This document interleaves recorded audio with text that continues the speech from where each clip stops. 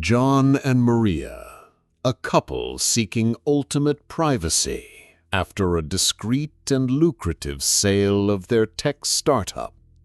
purchased an ancient, sprawling colonial house nestled deep within the verdant, mist-shrouded peaks of Cuba's Sierra Maestra mountains.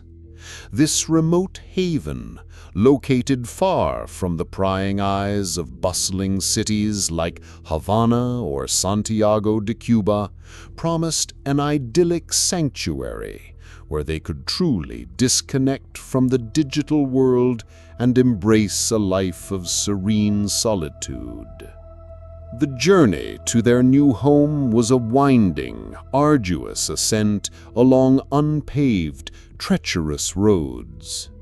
Relying completely on cash for extensive renovations and a self-sufficient lifestyle, they had brought a significant amount of cash in newly printed American dollars, a tangible fortune exceeding $200,000, carefully storing it in a supposedly impregnable hidden safe behind a loose stone in the master bedroom's fireplace.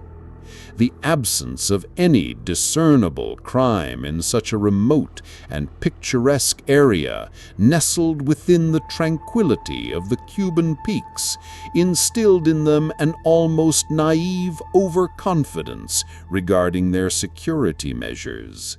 The thick, hand-hewn wooden doors and the robust ancient stone walls offered a comforting illusion of impenetrable safety, reinforcing their belief that their substantial wealth, meticulously tucked away, was beyond the reach of any ill-intentioned gaze, whether human or otherwise. Each morning, the golden light filtering through the ancient windows bathed their new home in a comforting glow. A picture of domestic bliss, seemingly untouched by any external worries or the subtle whispers of an unseen presence.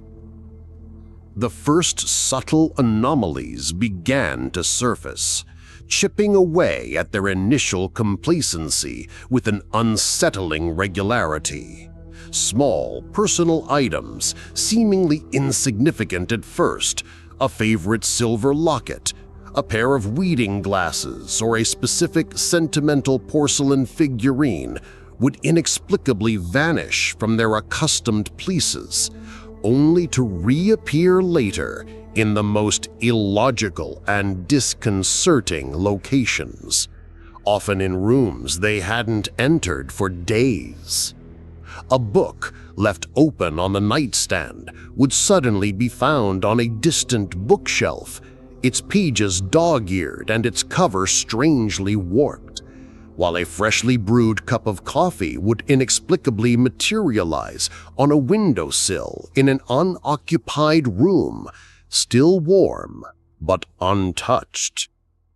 These minor occurrences, initially dismissed as their own forgetfulness or the charming quirks of a centuries-old structure, slowly evolved into a persistent, gnawing sense of unease that lingered like the morning mist,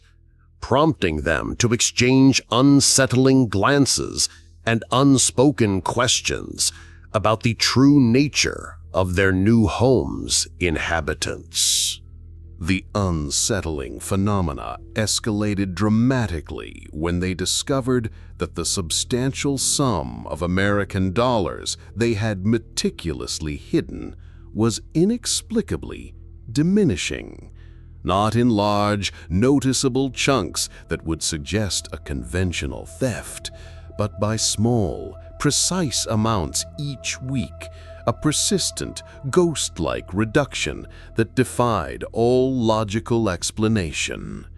They were meticulous record keepers, their financial ledgers updated daily, and the calculated deficit was undeniable,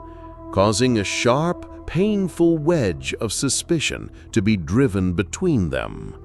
The profound isolation of the mountain retreat, once a source of comfort, now amplified every doubt and every unspoken fear, transforming their sanctuary into a crucible of burgeoning distrust.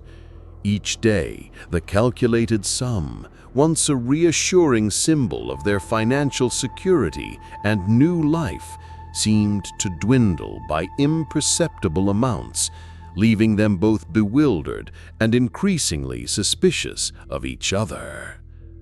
The once comforting silence of the mountain retreat began to feel heavy with accusation, each creak of the house, each whisper of the wind seeming to echo their burgeoning distrust, a stark contrast to the harmonious life they had envisioned in their secluded haven. Desperate to solve the baffling mystery, and more importantly, to alleviate the insidious distrust that was fracturing their bond, John decided to install hidden cameras throughout the house, meticulously concealing them in strategic locations. He ordered the tiny, discreet devices online, having them shipped to a nearby town under a false name, and then painstakingly integrated them into everyday objects: a decorative ceramic vase on the mantelpiece, a dusty old book on a shelf, even a small, innocuous-looking clock in the hallway. Each miniature lens was positioned to offer an unobstructed view of key areas, especially the master bedroom, where the safe was secreted away behind the loose stone.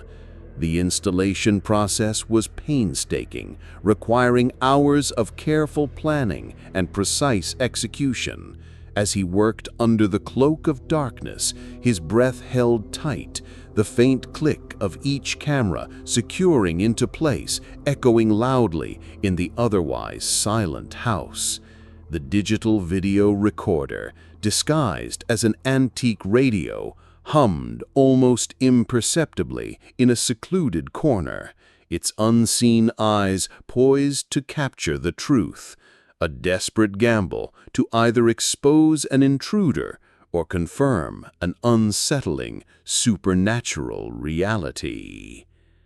The truth, when it finally unspooled across their laptop screen during the chilling pre-dawn hours, was far more horrifying than any external threat they had imagined. The footage, played back frame by agonizing frame, revealed their own forms, moving with an eerie, somnambulant grace through the moonlit rooms, their eyes open yet vacant, their movements precise and deliberate. They watched in disbelief as Maria, then John, would unconsciously retrieve the hidden dollars, meticulously count a precise amount, and then, with an almost ritualistic slowness, tuck some of it away in bizarre, previously unnoticed crevices within the house, behind loose floorboards, inside hollowed-out book covers, or beneath the roots of an ancient gnarled tree just outside the kitchen window. The chilling realization dawned on them with a sickening lurch. They were the unwitting perpetrators of their own torment, enslaved by a nocturnal compulsion that left them fully awake yet utterly unaware. Victims of a self-inflicted psychological anomaly born from the profound isolation or some insidious unseen influence within the ancient mountain house. The weight of this unsettling revelation pressed down upon them, a suffocating blanket of confusion and profound dread. They were lucid, rational individuals, yet the video evidence unequivocally showed them engaged in actions entirely beyond their conscious control, a profound disconnect between their waking selves and their nocturnal compulsions. The money, the tangible proof of their strange affliction, was not truly missing, but merely redistributed within the very confines of their home, a cruel game orchestrated by an unknown force or an insidious psychological break amplified by the mountain's profound solitude. The decision to involve the local authorities was born not from a desire for retribution against an external thief, but from a desperate, fragile plea for understanding, a frantic attempt to anchor themselves back to reality before the insidious tendrils of this inexplicable phenomenon completely consumed their sanity. They recounted the bizarre sequence of events, their voices trembling with a mixture of fear and embarrassment, aware that their story sounded utterly ludicrous to any conventional listener. The local police, dispatched from a small outpost nearer to Santiago de Cuba, arrived with an air of palpable skepticism, accustomed to mundane rural disputes rather than tales of self-stealing sleepwalkers. They meticulously documented the bizarrely relocated cache, cataloging each stack found in its improbable new hiding spot, a puzzle piece that fit no conventional criminal profile. Despite the couple's fervent, almost frantic explanations detailing the chilling video footage of their own somnambulic actions, the police remained largely unconvinced, attributing the phenomena to the intense psychological pressures of extreme isolation, perhaps even a shared delusion exacerbated by the secluded environment. The official report, they implied with thinly veiled condescension, would likely lean towards a provisional diagnosis of stress-induced behavioral anomalies, a polite dismissal of the unsettling narrative, leaving the couple adrift in a sea of unacknowledged terror. Their pleas for help met with a wall of professional disbelief, their sanity questioned by those they sought help from. The profound, unsettling realization that their own minds had become unwitting instruments of an unseen force drove them to an abrupt and desperate flight, abandoning their meticulously constructed dream of mountain solitude without a second thought. The once charming stone house, now a silent, crumbling symbol of their psychological unraveling, stood ominously silhouetted against the unforgiving peaks of the Sierra Maestra, a chilling testament to the profound, inexplicable terror it had wrought upon their lives.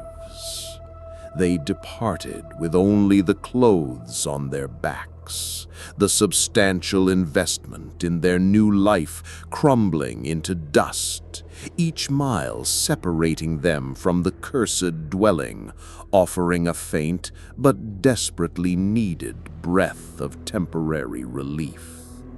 The memories, however, clung to them like a suffocating shroud, a constant, insidious reminder of the fragile boundary between sanity and the inexplicable, forever altering their perception of reality and the seemingly benign, quiet corners of their own minds, leaving them with an enduring, unspoken, and deeply personal trauma that defied all logical explanation.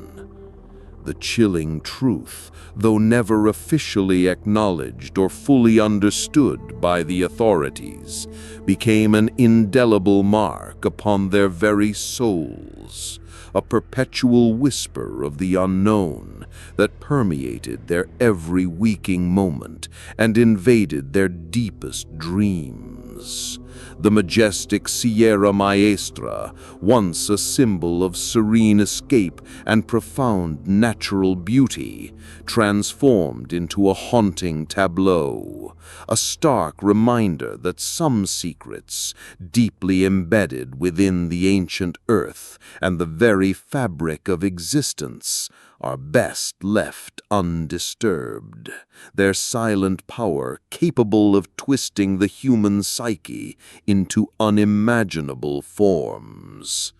The mountain house, now abandoned and forlorn, stands as a solitary monument to a peculiar internal torment. Its empty windows gazing out at the vast, indifferent landscape,